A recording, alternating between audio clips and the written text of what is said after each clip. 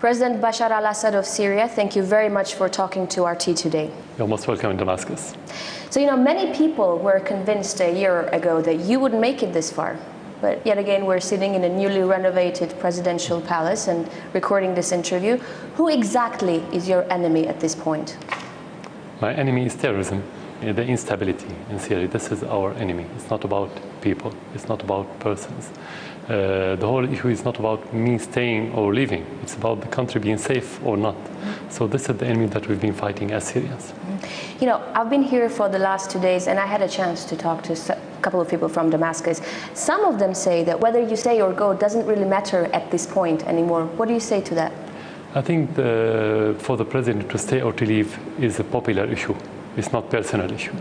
And the only way to define this term precisely through the ballot boxes. So it's not about what we hear, it's about what we can get through that box. And that box will tell any president to stay or leave, very simply. I think what they meant was that at this point, you are not the target anymore, Syria is. I wasn't the target, I wasn't the problem anyway. The West always created enemies. It was the communism, then it became the Islam, then it became Saddam Hussein for different reasons. And now they wanted to create a new enemy, as Bashar. So they said the problem is the president, so he has to leave.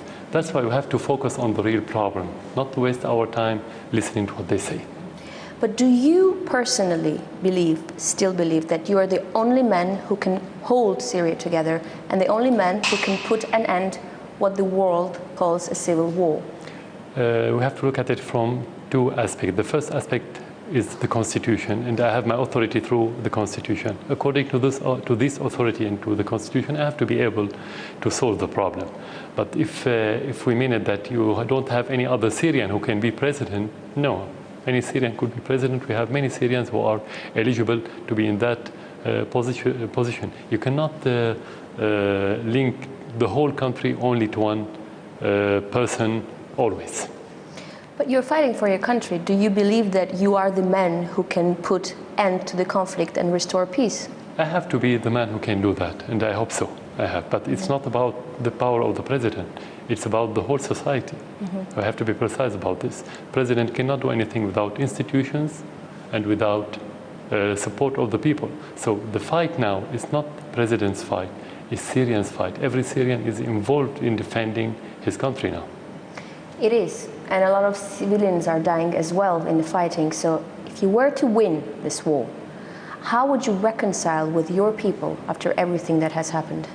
Let's be again more precise. The problem is not between me and the people. I don't have a problem with the people because the United States is against me, the West is against me, many Arab countries, including Turkey, which is not Arab, of course, against me. And if the Syrian people are against me, how can I be here? They're not against you. They're not against you. If the whole world, or let's say a big part of the world, including your people against you, are you a Superman? No, you're just a human being. So this is not logical. So it's not about reconciling with the people. And it's not about reconciliation between the Syrian and the Syrian. You don't have civil war. It's about terrorism and support coming from abroad to support terrorists to destabilize Syria. This is our war. You still don't believe it's a civil war? Because I know that there's a lot of, except for terrorism, which everyone believes takes place in Syria, there's also a lot of confession-based strife. For example, we all heard about the mother who has 2 sons. One son is fighting for the government forces, another one is fighting for the rebel forces. How is this not a civil war? You have division, but division doesn't mean civil war. It's completely different. Civil war should be based on ethnical problem or sectarian problem. Sometimes you may have sectarian or ethnical tension, and tension doesn't mean problem. So if you have division in the same family or in a bigger tribe or whatever, or in the same city, it doesn't mean civil war. This is completely different, and that's normal. You should expect that. When I asked about reconciling with your people, this is what I meant. I've heard you say on many different occasions that the only thing you care about is what Syrian people think of you and what Syrian people feel towards you and whether you should be a president or not. Aren't you afraid that at the end of the day, because there's been so much damage done to the country, that they won't care about the truth, but they will just blame you? Yeah, this is a hypothetical question because what the people think is the right thing. So what they think, we have to ask them. But I don't have this information right now. So again, I'm not afraid about what they think about me. I'm afraid about my country. We have to be focused on that. Okay. You know, for years, there has been so many stories about almighty Syrian army, omnipotent Syrian secret services. But then we see that, you know, the government forces aren't able to crush the enemy like people expected it would. And we see terrorist attacks take place in the middle of Damascus almost every day.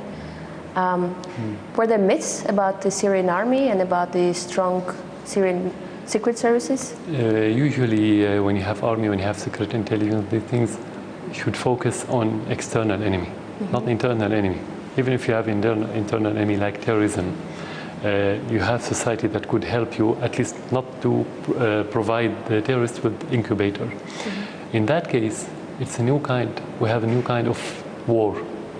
Terrorism through proxies, either Syrians living in Syria or foreigner fighters coming from abroad. So it's a new style of war. This is first. So you have to adapt with this new style. It takes time. It's not easy. Okay.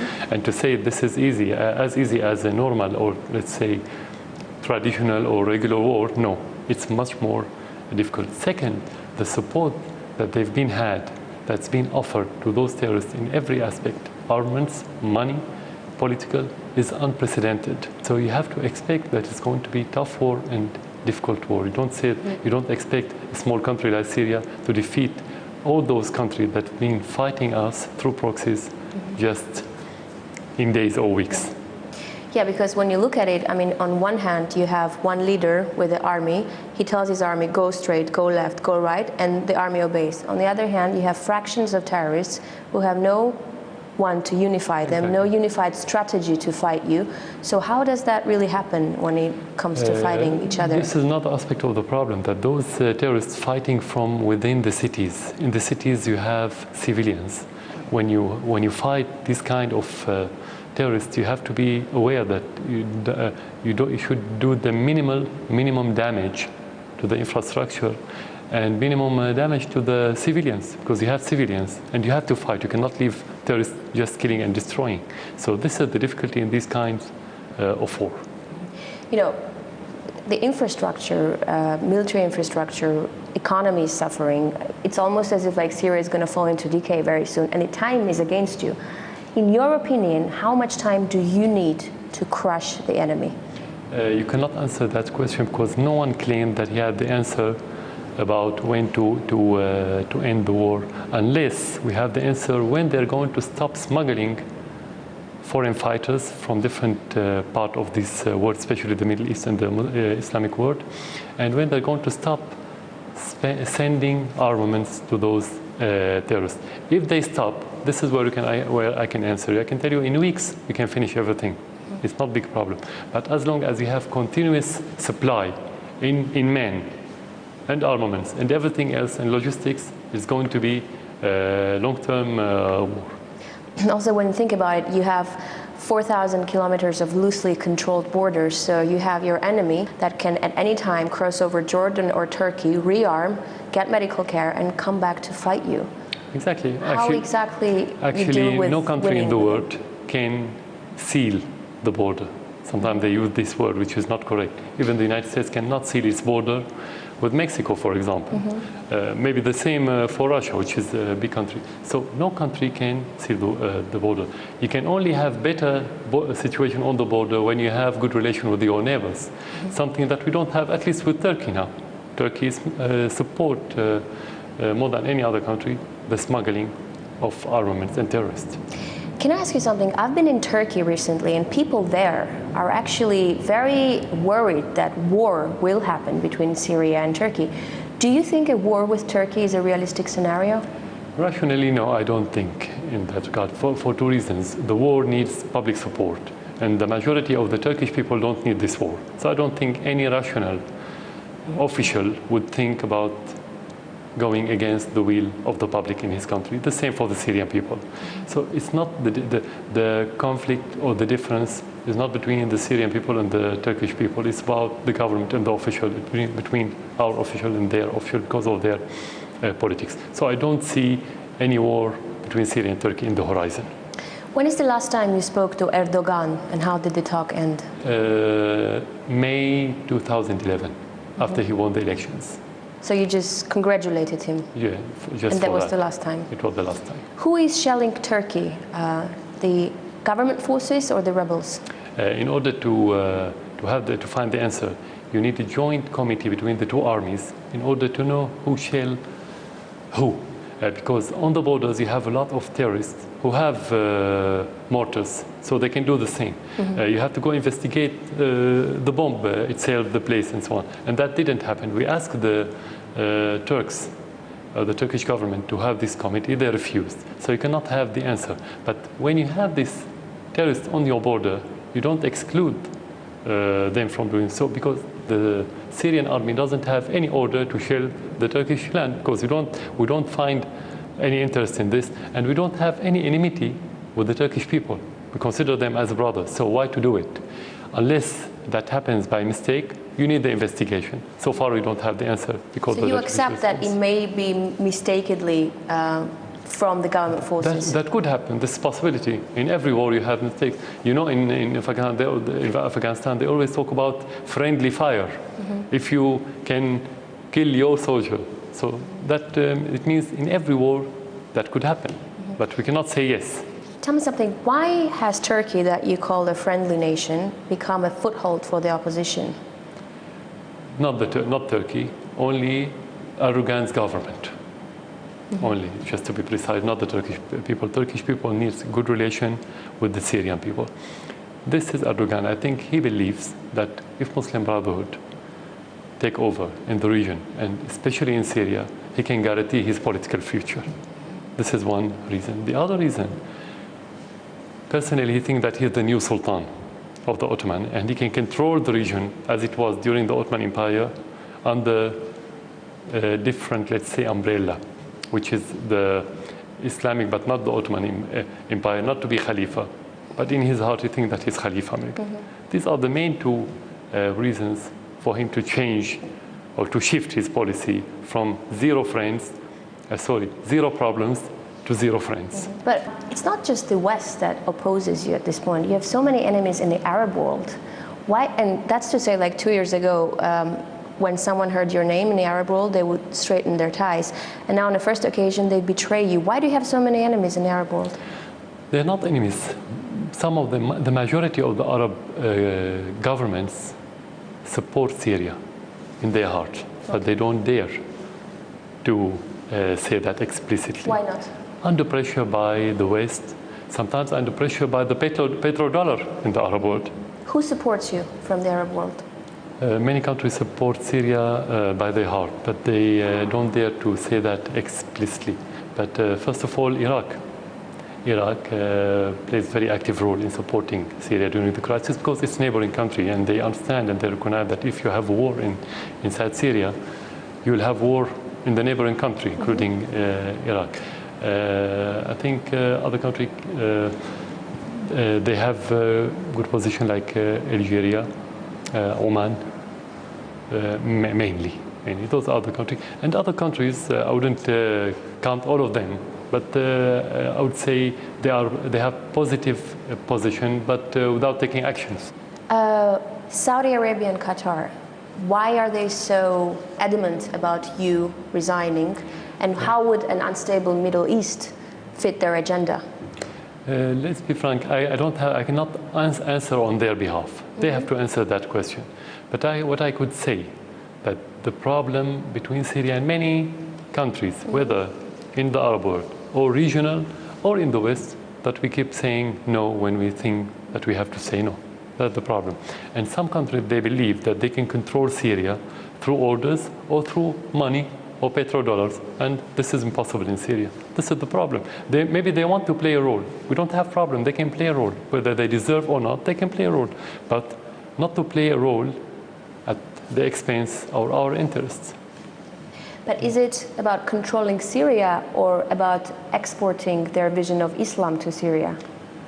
You cannot put it as a government policy sometimes. Sometimes you have institutions in certain countries. Sometimes you have personnel who try to promote this, but they don't announce it as official policy. So they didn't ask us to promote their, let's say, extremist attitude of their institutions.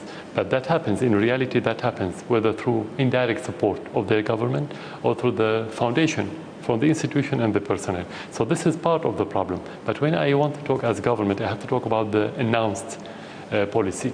The announced policy is like any other policy, that it's about interests, it's about playing a role. But we cannot ignore what you mentioned. It is. Iran, which is a very close ally, also exposed to economic sanctions, also facing a threat of military invasion. If you were faced with an option, cut ties with Iran in exchange of peace in your country, would you go for it? There's no contradiction. I don't have this contradicting option. Why? Because we had good relation with Iran since '79 till today, and it's getting better every day. But at the same time, we are moving toward the peace, and we had peace process, we had peace negotiations. Iran wasn't a factor against peace. So this is misinformation they try to promote in the West, that if we need peace, we don't have to have good relation with Iran. There's no relation. It's completely two different subjects. Iran supported Syria, supported our cause, the cause of the occupied land, and we have to support them in their cause. That's very simple. Iran is a very important country in the region. If we are looking for stability, we need good relation with Iran. You cannot talk about stability while you have bad relation with Iran, with Turkey, with your neighbors, and so on. This is it. Do you have any information that the Western intelligence are financing rebel fighters here in Syria? No, so far what we know that they are offering the knowledge support of the terrorists through Turkey, sometimes in Lebanon, mainly. But we have the other intelligence, not the Western, in the region. Some of them are very active, more active than the Western, under the supervision of the Western intelligence. What's the role of Al Qaeda in Syria at this point? Are they controlling any of the rebel coalition forces? No, I don't think they're looking to control. They look to have their own, let's say, kingdom or imarat in their language. But mainly now they try to scare the people through explosion, assassination, suicide bombers, things like this, to push the people toward desperation and to accept them as a reality. So they go step by step. But their final aim is to have this, let's say, Islamic emirate in Syria, where they can promote their own ideology in the rest of the world. From those who are fighting you and those who are against you, who would you talk to? We talk to anyone who has genuine will to help Syria, but we don't waste our time with anyone who wants to use our crisis for his own personal interest. You know, you've been many times, not you, but the government forces have many times been accused of war crimes against their own civilians. Do you accept that the government forces have committed war crimes against their own civilians? We are fighting terrorism. We are implementing our constitution by protecting the Syrian people. Let's go back to what happened in Russia more than a decade ago. You faced the terrorism in Chechen and other places. They attack people in theaters, schools, and so on. And the army in Russia protected the people. Would you call it war crime? No, you wouldn't. A few days ago, Amnesty International recognized the crime that was committed a few days ago when they captured soldiers and executed them. And the Human Rights Watch recognized more than once about the crimes of those terrorist groups, and it was described a few days ago as war crime. This is the first point. The second point, if you have army that committed crime against its people, this is devoid of logic, because the Syrian army is made up of Syrian people. If you want to commit crime against your people, the army will divide, will disintegrate. So you cannot have strong army, unified army, while you're killing your people. Third, the army cannot withstand for 20 months in these difficult circumstances without having the embrace of the public in Syria. So how could you have this embracement while you're killing your people? This is contradiction. So this is the answer. When is the last time you've spoken to a Western leader? Before the crisis. It was before the crisis. Before the crisis. Were there any time at which they tried to give you conditions that if you left the post of presidency, then there will be peace in Syria, or no? No, with me directly, no. But whether they propose that directly or indirectly, it's a matter of sovereignty. Only the Syrian people will talk about this. Whoever talk about this in the media, in a statement, directly or indirectly, has no meaning and has no weight in Syria. So, no. But, you know, do you even have a choice? Because from what it seems from the outside, even if you wanted to go, you wouldn't have anywhere to go. Exactly. Where would you go if you wanted to leave? To Syria. I would go from Syria to Syria. This is the only place where we can live. I'm not puppet. I wasn't made by the West to go to the West or to any other country. I'm Syrian. I'm made in Syria, and I have to live in Syria and die in Syria. Do you think that at this point there could be talks or diplomacy, or we've reached a stage where only the army can do the thing? I always believe in diplomacy. I always believe, and I always believe in dialogue, even with people who doesn't understand, who doesn't believe in dialogue. You have to keep trying. Whether you succeeded or not, I think we always have partial success. You have to look for this partial success before you achieve the complete success. But you have to be realistic.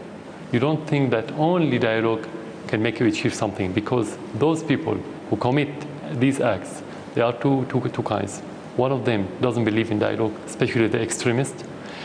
And you have the outlaws who have been convicted by the court years ago before the crisis. And their natural enemy is the government, because they're going to be detained if you had a normal situation, let's say. The other part of them is the people who has been supplied by the outside. And they can only be committed to the people or to the governments who pay them the money and supply them with armament. They don't have choice, they don't have decision, they don't own their own decision. So you have to be realistic. And you have the third part of the people, whether he's militants or politicians, who can accept the dialogue. That's why we've been in this dialogue for a month now, even with militants. And many of them give up their armaments and they went back to their normal life. Do you think a foreign invasion is imminent? I think the price of this invasion, if it's happened, is going too big, more than the whole world can afford. Because if you have problem in Syria, and we are this last stronghold of secularism and stability in the region, and coexistence, let's say, it will have a domino effect that will affect the world from the Atlantic to the Pacific.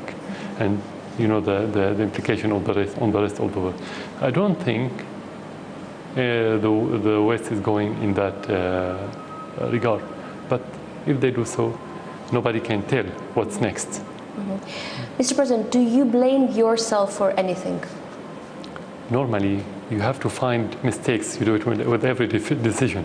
Otherwise, you're not a human. What's your biggest mistake? I don't remember, to be frank now.